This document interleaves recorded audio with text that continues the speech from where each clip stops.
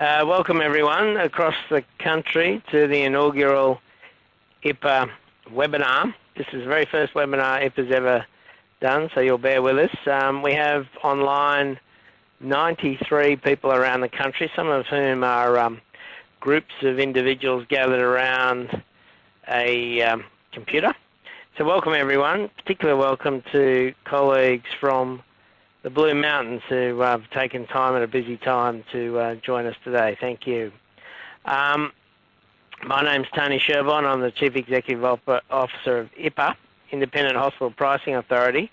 I'll give you a presentation in a minute. It'll go for about 35-40 minutes. And I'm joined by Jan Erven from Allied Health Professions Australia. Jan's been a prominent allied health professional at national and state level for some years now and is helping IHPA with a whole range of work, and I'll ask her to say hello in a second. Just before we do, can I just ask at the end, we'll try to get through as many questions as possible, but I will give you an email site before we finish, an email address before we finish today where you can send questions if you didn't get your question answered during the question and answer session. And there'll also be a survey at the end, which we can't see here, but you will see, which will pop up at the end of the webinar for you to complete, should you wish to provide us some feedback. This is the very first webinar that IHPA's ever done, so we're very keen to hear how you think it went. We have had a couple of trial runs, but this is the first public webinar. Can I ask Jan Erven, who's in the room here in Sydney with me, to say a few words. Thanks, Jan. Yeah, thanks, Tony. As Tony said, my name's Jan Erven. I'm an occupational therapist working in the Illawarra Shoalhaven Local Health District. I represent Allied Health on the IHPA, on the Clinical Advisory Committee and the Subacute Working Group. And I'd like to welcome you today. This is our first webinar, as Tony said, and we're very keen to get questions and answers happening, as well as giving you information on activity-based funding for allied health. So thank you for coming. So I'll move through a presentation, and there'll be plenty of time, I hope, to answer at least a range of questions. We might not get through all the questions, but we'll try our best. So I'm going to talk to you about the Independent Hospital Pricing Authority and activity-based funding, and I'll try and outline where IHPA came from, what we do, what our work means for you as allied health professionals, and what activity-based funding will do for the system and patients and the community. IHPA was formed after the agreement in August 2011 of the National Health Reform Agreement. This was an agreement signed by COAG, the First Ministers of the 6 states, the 2 territories and the Commonwealth, the Prime Minister, in August 2011. So it was Prime Minister Gillard then, and obviously there's been a change of government since then, but we do understand that activity-based funding of health services, the payment for health outputs, hospital outputs, is a bipartisan policy, and that's what we've understand from discussions during the announcements and discussions during the recent election campaign. So as far as my authority is concerned, even though the agreement was signed by some premiers who have since no longer at COAG and the Prime Minister has now changed, we understand that we're to keep going with our work, so we're pushing on until we're told otherwise. Activity-based funding, payment for hospital outputs, has been a requirement of Commonwealth funding since 2008. And I often come across some workplaces around the country that tell me that they haven't prepared for activity-based funding. What I have pointed out to them is that the states and territories have known since 2008 that activity-based funding for public hospital services was coming. And in fact, the Commonwealth provided some funding to the states and territories to prepare. When I was Chief Executive of South Australian Health, we received $16 million to prepare for the introduction of activity-based funding. So There is a variable level of preparedness around the country, but again, my organisation, my board, has said that we've just got to keep going on the assumption that the jurisdictions did prepare for the introduction of activity-based funding. The 2011 agreement provided for the establishment of IHPA. I'll tell you why in a second. IHPA being the Independent Hospital Pricing Authority. So we've been working since that time, essentially. We're governed by an authority of 9 members. They're called the members of the Pricing Authority. There's actually 8 at the moment, 1 vacant. So if you're interested, put up your hand. And it's chaired by Shane Solomon, who is a person who's worked in the Victorian health system as a senior manager. He ran the Victorian Metropolitan Health Services. He's worked in the non-government sector. He's worked overseas as CEO of the Hong Kong Hospital Authority. He's now head of health for Telstra. He's now developing Telstra's health business, which is an e-health focused business, but he knows state and territory hospitals very well. He's worked and managed hospitals in the state and territory environment. He's also worked at national level on policy matters as well. So back in August 2011, the First Ministers, the Prime Minister, the 6 Premiers and the 2 Chief Ministers all decided they want to introduce activity-based funding for public hospital services. And why did they do that? Well, for different reasons, but generally these 5 strategic outcomes were what they were looking for, all of them to varying degrees. Everybody wanted to see where the money in the system goes, and transparency is the early benefit of activity-based funding. It's much more apparent to governments, the public, media, where money goes in the system, clinicians, where money goes in the system, and what is produced by the system for that funding. In particular, the Commonwealth wanted to know where its money went. Prior to this agreement, the Commonwealth handed $13 billion over to state treasuries for public hospitals, and the money didn't even have to be used for public hospitals. It could have been used for anything. So now there's a much more clear, transparent pathway for funding of public hospitals, particularly from the Commonwealth. All the governments wanted value for money. That means different things to different people, and my board spends a lot of its time interpreting what that means. The states and territories wanted an independent process to set prices. So in activity-based funding, you measure outputs and you fund outputs by setting a price. And the states and territories wanted that to be an independent price-setting agency, and that's where IHPA came from. They also wanted national comparability of data so that they could compare costs right across the country. There's a couple of jurisdictions don't want that anymore, but they did at the time. And also they wanted, all of them to varying degrees, wanted more efficiency in the system so that we could compare costs across the system and benchmark each other's costs.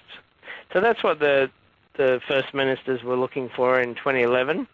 As a result, after they signed off the Health Reform Agreement, the Federal Parliament passed legislation in November 2011 to establish IHPA, and we started work. We started work on 15th of December 2011. So we are busy working away on a whole range of issues. But our key role is to set a single efficient price for activity-based funded public hospital services right across the country. And you can see the word that appears in our legislation is the efficient price. So we've set a single figure to manage or to fund and price public hospital services right around the country. And that's been an issue of some contention with some jurisdictions. Some jurisdictions want their own individual price, but my board has decided that the legislation tells us that we have to set a single efficient price. What we do is establish some loadings or adjustments when there are special conditions. I'll show you some of those later. We have to specify all of the classification, costing, data and modelling rules that are underpin an activity-based funded system, and Jan at the moment is helping me and others with developing an improved subacute classification system. Many of you work in the subacute sector. we also have to determine the criteria for deciding which hospitals are block funded and which are activity-based funded. I'll talk about that later. Basically, small rural hospitals remain block funded, as well as some special hospitals, but 95% of the activity of hospitals in the country is covered at the moment by our activity-based funding regime. So even though a lot of small rural hospitals are still block funded, they only account for 5% of activity.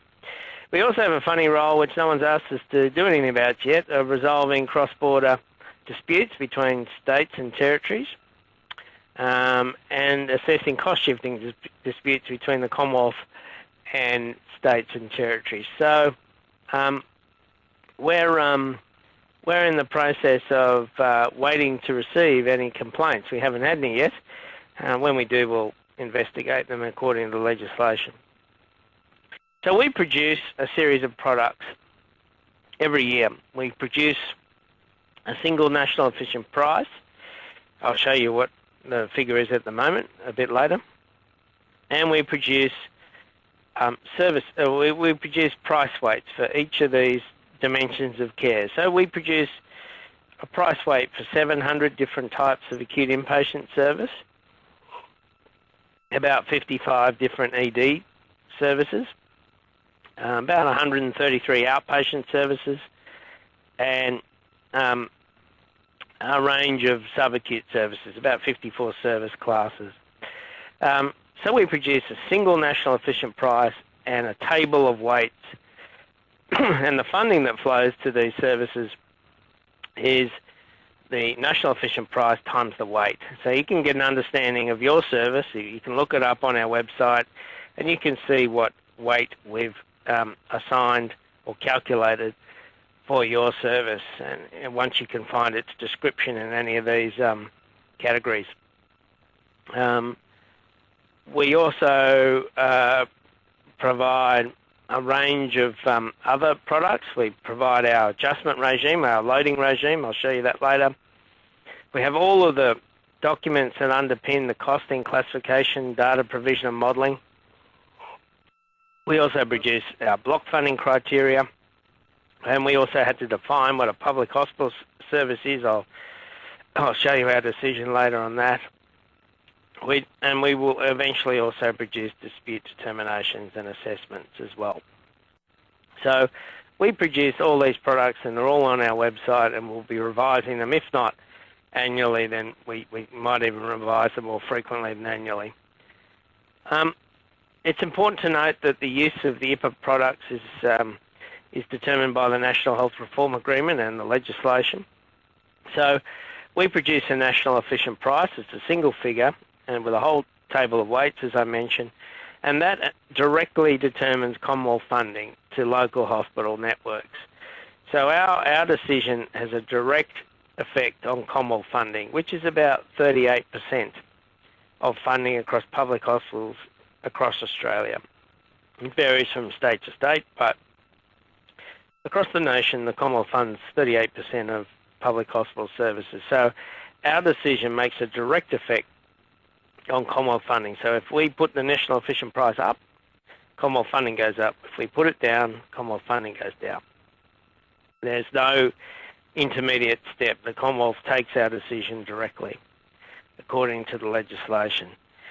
However, states and territories fund about 50% of the public hospital system, so 38% Commonwealth, 50 states and territories, and the balance is other sources like health funds and compensation schemes and the like.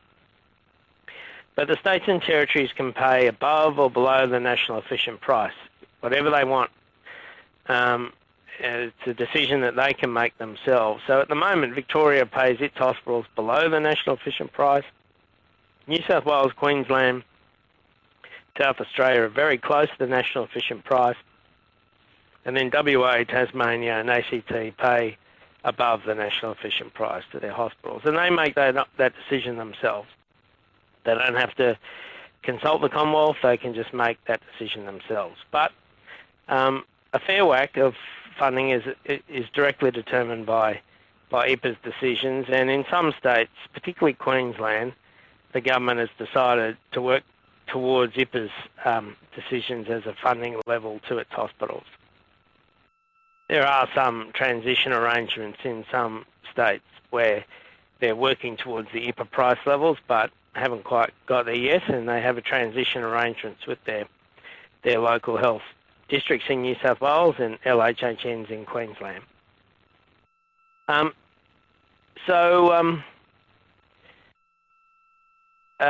The states and territories still determine volume and distribution of services, not IHPA.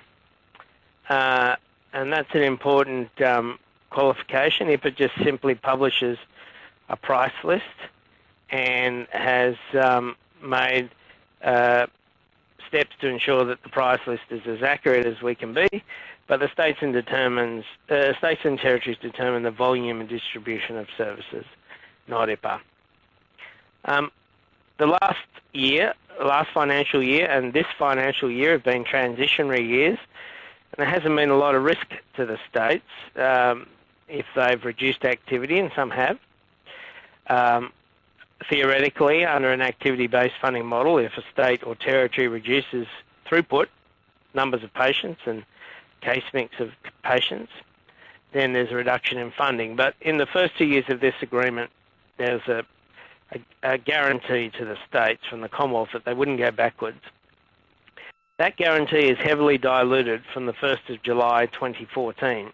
So those of you who work in the hospital system will notice that your hospital managers and their boards and their state and territory bureaucrats will be very much focused on activity-based funding as we lead into 1 July 2014. It's a big change, particularly for the jurisdictions outside of Victoria and South Australia who've had activity-based funding for some time.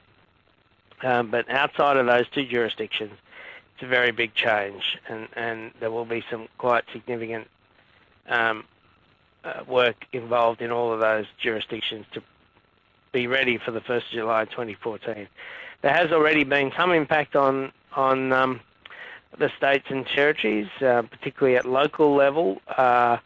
Some states have said to their local hospital networks, to use the generic term, that they are already on an activity-based funded regime, and they will be accountable for their outputs, particularly in some of the eastern states that's already been implemented. So I'll now turn to how my board sets the price. Well, first of all, as I said, the board is a group of 8 people at the moment, nine positions, 8 people, and they make the decisions. They can't be told what to do by the federal minister. They can't be told what to do by state or territory ministers.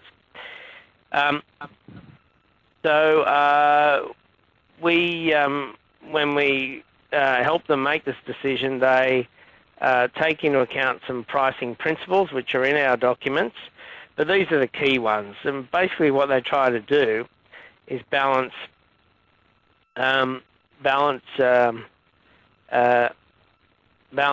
timely and quality care with efficiency to produce a fair outcome.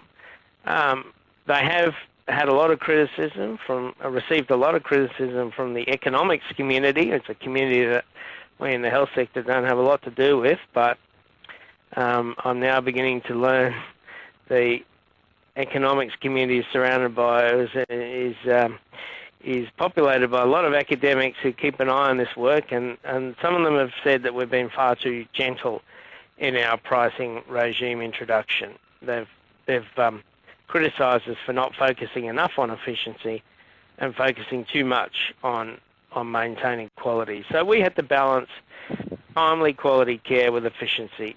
So we didn't want to set the price too low to disrupt quality, but we didn't want to set the price too high to undermine efficiency. So when my board then turned its mind to setting a price, it had to define what a hospital was.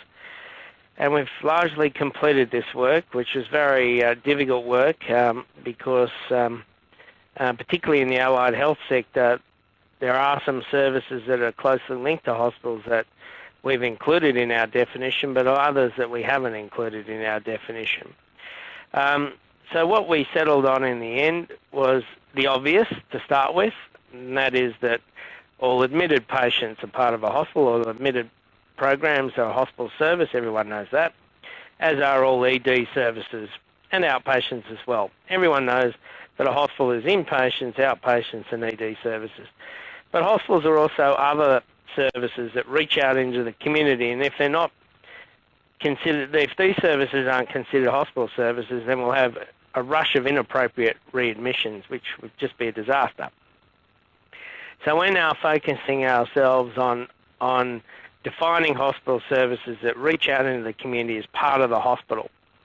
And these are the criteria we used. The service had to be, a community-based service had to be linked to the hospital pretty closely. And we asked the states to show us every service that they provide, and then we ruled them in or out based on these criteria. And then in the end, where we landed was a whole range of community-based hospital services are considered in scope. We actually have a list of them in the office, and which we pass on to the people who actually handle the cash. They include a whole range of post-acute care programs like community midwifery programs, early hospital discharge programs, chronic disease management programs, hospital avoidance programs, hospital in the home. When you went to mental health, it included crisis teams, step-up, step-down services, and adult community mental health services. So these services we considered in scope, and we price them, and if we price them, the Commonwealth pays 38% of the cost. And so it's a very important, a series of decisions we made to define what is a hospital service. And it's a uniquely Australian debate because in Australia, the Commonwealth helps the states with hospital services through this agreement, not necessarily other services. Where we drew the line meant that some community-based programs were not included in scope, and that includes prevention services and what we call maintenance, community maintenance type programs like district nursing and GP referral allied health. We considered those out of scope. They're not hospital services in our definition. So once we defined what a hospital was, we then have to define how we categorise all the hospital services. And so we use DRGs, diagnosis-related groups, to categorise admitted services. We used version 6X up until recently, and we're moving to version 7 in 2014-15. We'll move to a version 8 in 2016-17 is our aim. We just started designing version 8. This is a very important piece of work for your allied health clinical community to get involved in, because the way that services are categorised is extremely important in the way that they end up being funded. So we'll be inviting senior allied health clinicians, some of whom I bet will be on the webinar today, to help us design the next version of DRGs, and that process is just about to start. It'll take a couple of years. It's hard work, but it's very important work. Similarly, we have a system to categorise ED services. It's going to be improved next year, and it's copped a little bit of criticism, which is fair enough. Hopefully, with our improvements, it'll be a lot more robust. We also use a categorisation system for outpatients, which we're pretty happy with in concept, but the data is not very good at the moment, so we've just finished a study to improve that data. So we expect much more accurate outpatient pricing next year in time for the 1 July 14 date of relevance. And also we use a system that many of you on this webinar are familiar with, the ANSAP system, to categorise subacute services. And this is what Jan is helping us develop ANSAP and its use. as a categorisation, classification and pricing tool. And we'll be developing the next version of ANSTAT, version 4, over the next 12 months. So that'll be another key initiative for allied health professionals across the country to keep an eye on, because a lot of you work in the subacute sector, subacute being rehab, geriatric evaluation, psychogeries, and palliative care services. Many of you work in that sector, and so your funding mechanisms will be heavily influenced by the development of ANSTAT 4. So if you get a chance to get involved, please do so. So after taking into account the definition of a hospital and all the classifications, we then cost everything through the National Hospital Cost Data Collection, which is a very well-established cost data collection. And then we set a price. And basically, my board set this price in 13-14, 4,993 Australian dollars per National Weighted Activity Unit, NWA's National Weighted Activity Unit. So that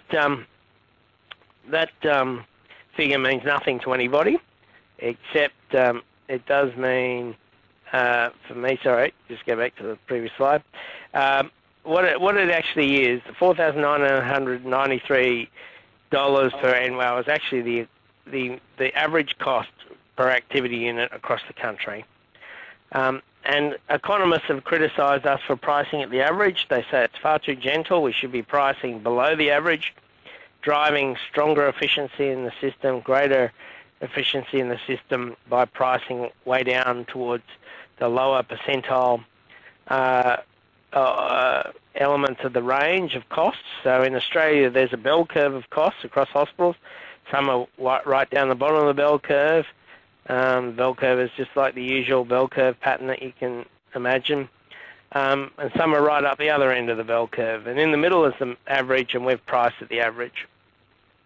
The reason my board has priced at the average for the last 2 years, and will probably do so again in the next year, is that they wanted to introduce activity-based funding carefully and in a manageable way. And that has been supported by all the 9 jurisdictions across the country. But having said that, they may price below the average in the future. The Kennett government, when it introduced activity-based funding, priced at the first quartile, so a full 25% lower than us. Some jurisdictions already have a great challenge to meet the average cost. The high-cost jurisdictions, and there's no secret about it, they're Queensland, as I'll list them in ascending order of cost. So Queensland, WA, NT, Tasmania, and the ACT are the higher-cost jurisdictions. So for them to get down to the average is already quite a challenge. So my board felt that it was important to be careful when they costed and priced public hospital services in the early years. Importantly, and this is an important figure here that I'm circling, this is something that if you take an interest in health funding, would be something to watch every year. Every year we have to correct our cost data, which is 3 years old. So we used 2010-11 cost data in last year. We have to correct that cost data for future prices. So 2010-11 costs to 13-14 prices. And we use a correction factor that is a rolling average of the cost increases over the previous 4 years. So from actually 5 years, from 2005-06 through to 10-11. And that comes out at 4.7%. But that figure is going to drop because in the latter years, as we approach 2011-12, there's a lot more austerity in the system. And that is a big issue for us. You'll find that the states will be greatly affected once that figure starts to drop. So your hospital managers and your state and territory bureaucratic colleagues will notice that is a major issue. Moving on, we use a single unit of currency to measure national activity. We use a single unit of currency called the National Weighted Activity Unit. So in Victoria, they use a thing called WEIS, Weighted Inpatient something or other, which I can't quite remember, which is not dissimilar to a National Weighted Activity Unit, slightly different.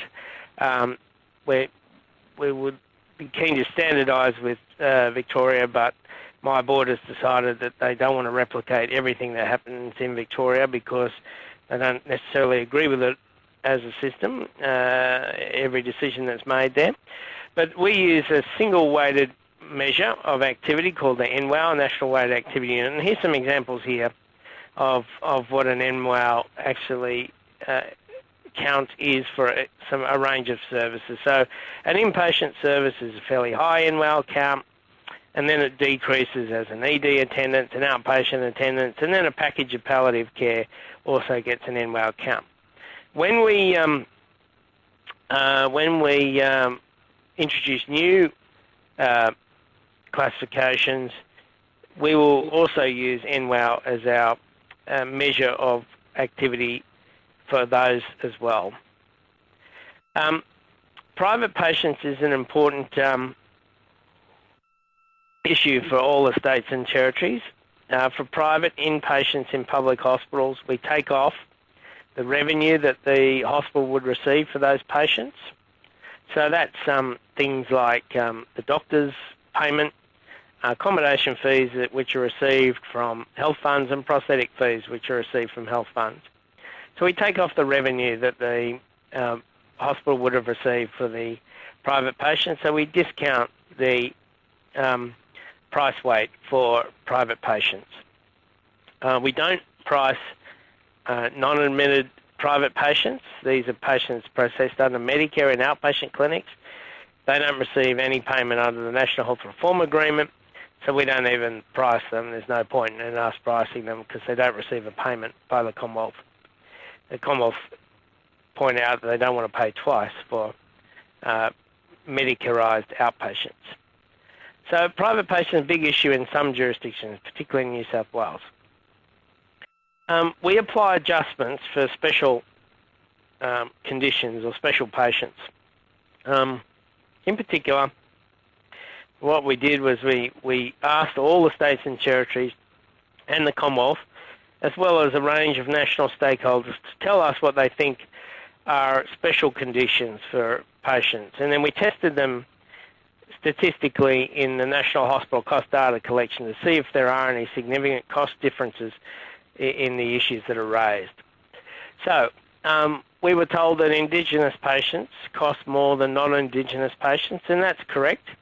It's not as much as people thought. It's only 4% when you compare right across the country Indigenous patients versus non-Indigenous patients. It's only 4% difference.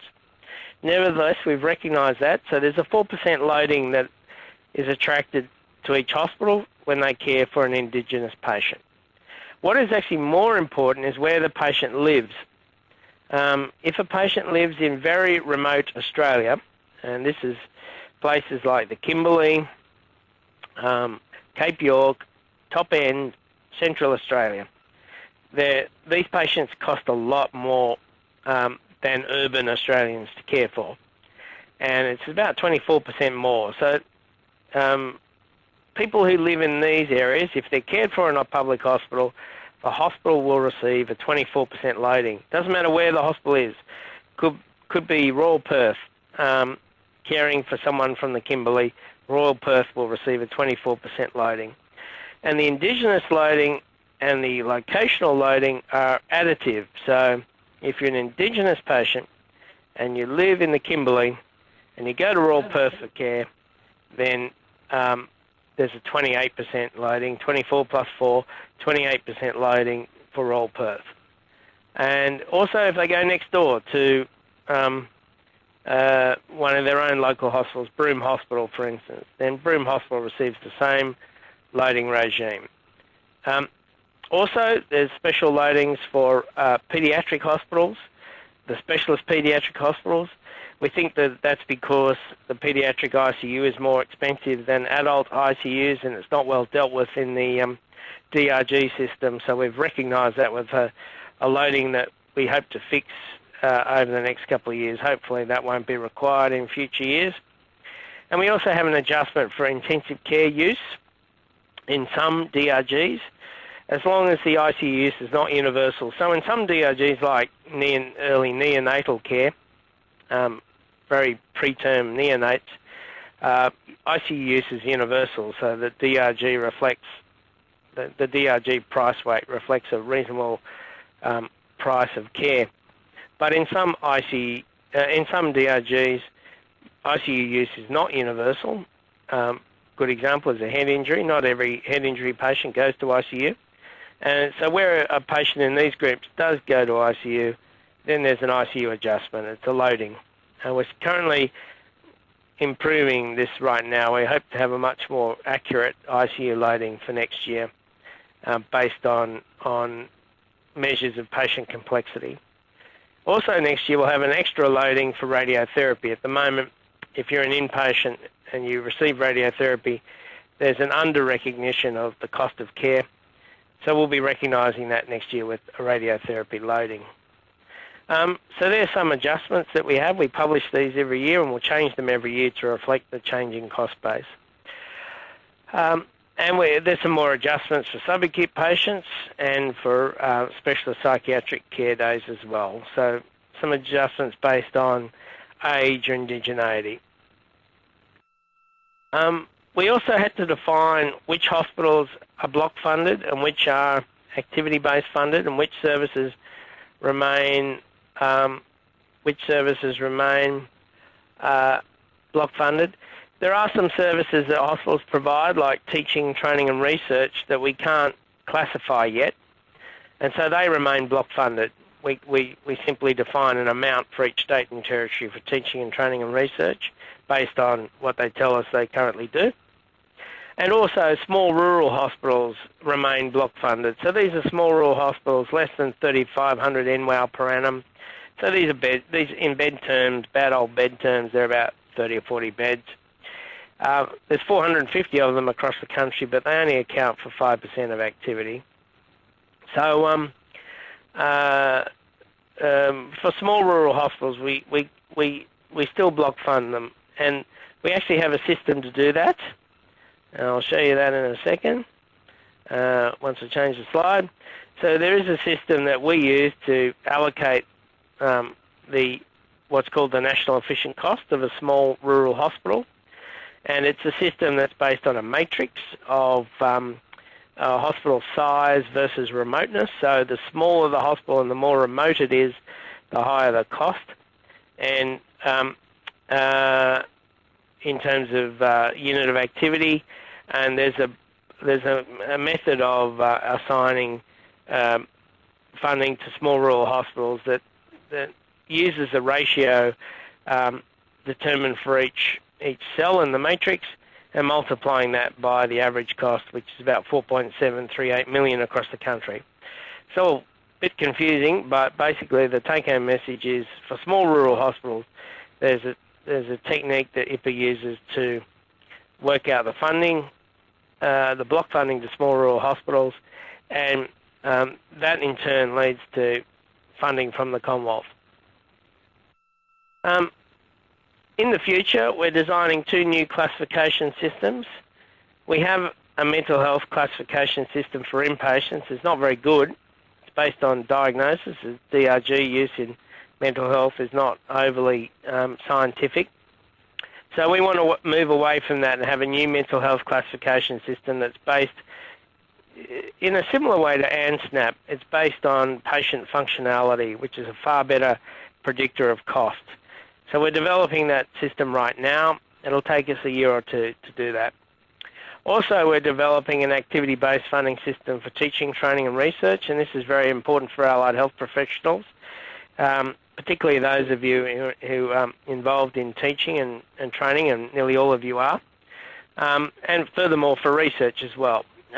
we will have a system that will define the cost and price of teaching and training all the professionals in the health system, and that'll, as long as health ministers agree, that system will come in hopefully around 2017-18. So it'll be an important piece of work to keep an eye on because it will greatly influence the way that you teach and train in the workplace. And as I mentioned, we're also looking to improve our outpatient ED classification systems as well. Last slide. I'll just outline what we don't do. We don't handle the cash. We simply set the prices. There's a body called the National Funding Pool Administrator who handles all the cash, and they distribute it to local hospital networks. So on the 7th of every month, they pay the Commonwealth funding to every local hospital network. We don't evaluate performance. That's the job of governing bodies. So your local board still determines whether your manager is efficient or not, and your service is efficient or not. That's not our role. The states and territories obviously play a role there in keeping an eye on the system performance, as does the National Health Performance Authority, which is soon to publish some efficiency data across the country. As I mentioned, IHPA does not determine where services go. That's still determined by states and territories. We don't determine private hospital funding, but every decision we make has an implication for private hospitals. The private health insurers know our price list, and they know their own. We don't know theirs, but they know ours.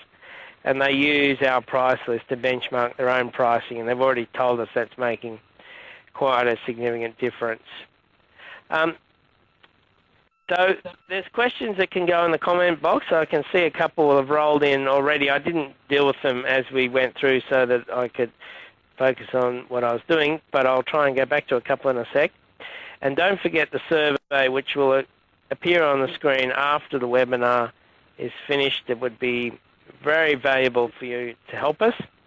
I noticed a few people have had a couple of ins and outs of connections, but I think our team here has managed to help us with those, so I hope that was fixed. So Michelle asked way back at 18 minutes past 2, activity-based management is a term that's used rather than activity-based funding. That's a term that's particularly used in WA. I'm not sure if, Michelle, you're from WA. But in WA, they like to use the term activity-based management, which is effectively activity-based funding, but elevated up to a sort of higher level of thinking, if you like, to manage a hospital. And it's also used for quality measurement as well. So WA are particularly interested in using case mix data for quality improvement as well as for funding. So activity-based management is a sort of term that's used to supplement activity-based funding. And later on, Chris asked, the definition of hospitals includes adult community health but not adolescent, wondering why. The answer is that when we looked at the data, there's very little linkage of adolescent community mental health services and hospitals. Very few of the clients, consumers, patients actually come to a hospital for outpatient or inpatient care. So that's why that didn't make it into the definition. Having said that, a lot of the states are re-prosecuting that issue. So we'll revisit that when more information comes to hand. Alison asked, does the small hospitals include subacute? Yes, it does. So if a small hospital provides a subacute service, that counts towards its activity profile and helps determine where in the matrix it sits. Mind you, there are some fairly firm definitions around subacute care. So just because you say you provide rehab doesn't mean you actually provide rehab. Our subacute care working group came up with a definition that means that you only provide rehab where you actually complete a FIM assessment of the patient. So that's not always the case in small rural hospitals. Judith asked, will this be a one-off series or will this be a series or a one-off? One-off at the moment, but if there's demand, we'll always come back. We did oversubscribe this session. We've probably learned a lesson that we could probably oversubscribe it a little bit more, but we'll be happy to conduct more webinars in the future. Ingrid asked, will radiation therapy services be ABF funded? Yes, is the answer. There will be a clinic description for outpatient radiation therapy and also waiting and adjustment for inpatient radiotherapy provided as care for any other conditions. Then we jumped to Mark, who asked about the impact of the introduction in New South Wales on third schedule hospitals. Now, I've worked in New South Wales a while ago, and third schedule hospitals means, for anyone else in the country who's wondering, means a non-government owned public hospital like St Vincent's, which is owned by the Sisters of Charity but provides public hospital services. The answer is yes, they're included in activity-based funding, as is the Mater in Brisbane and the other charitable public hospitals around the country. David asked that we expand on out-of-scope non-admitted services, GP referrals. So if this might be in relation to the discussion on scope. So IHPA prices outpatient services. Doesn't matter where they're provided. If it's an outpatient service provided in your traditional outpatient clinic or in a community outreach program, it doesn't matter. As long as it accords with our definition, we price it and the Commonwealth pays for it. What the Commonwealth don't pay for is services that are charged to Medicare. And they're very clear about that in the negotiations. So if a doctor who's a specialist charges the patient under Medicare, then there's no price that IHPA sets for that private outpatient service. Then we jump to a question from Maine about what about other community community health services like child and family allied health services? Will they continue to be block funded? The answer is that varies from state to state. So states make their own decisions about services that aren't priced by IHPA. So if a service is not included in our scope and definition, the state makes a decision about how it funds those services. Then Liz asked, how do we know how much we have to do to be viable under ABF? That's a state decision and your local board. Your local board will see how much money your service accrues under ABF, how much you'll accrue under local funding, and then they'll make a decision, not IHPA, they'll make a decision about whether that's a good thing to keep going or not, or whether there should be changes. So IHPA doesn't tell states or territories whether services are viable or not. That's still a state and territory decision. Michelle then asked, where's the best place to find resources on pricing information? I think we might have our website here, but if we don't, it's www.ihpa.gov.au. My team try to keep that website as accessible as possible to everyone. And as I mentioned earlier, you can always send us a question, particularly if we run out of time today. You can send us questions to communications.ihpa@ihpa.gov.au. So that's communications, the usual word, communications, plural, .ihpa@ihpa.gov.au. You can always send us a question and we'll try and answer it. Ingrid asked, how will medical imaging transfer pricing interface with ABF funding? So medical imaging costs are included in our cost base. So all the medical imaging costs of the patients are included in our costing analysis. Thanks, everyone. Sorry we've been off air for about 10 minutes. There were some problems back here technically. 95 people have very bravely hung on to assist after 10 minutes of downtime.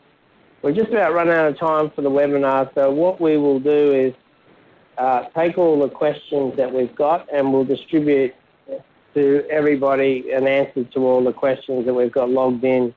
Sorry about the time. We've run out of time, so we'll now complete the webinar. and take all the questions on notice and get answers out electronically over the next couple of days. So thanks, everyone. Thank you, Jan, for joining me. And we'll look forward to maybe some more webinars with less disruption with the allied health community in the future. Thank you all.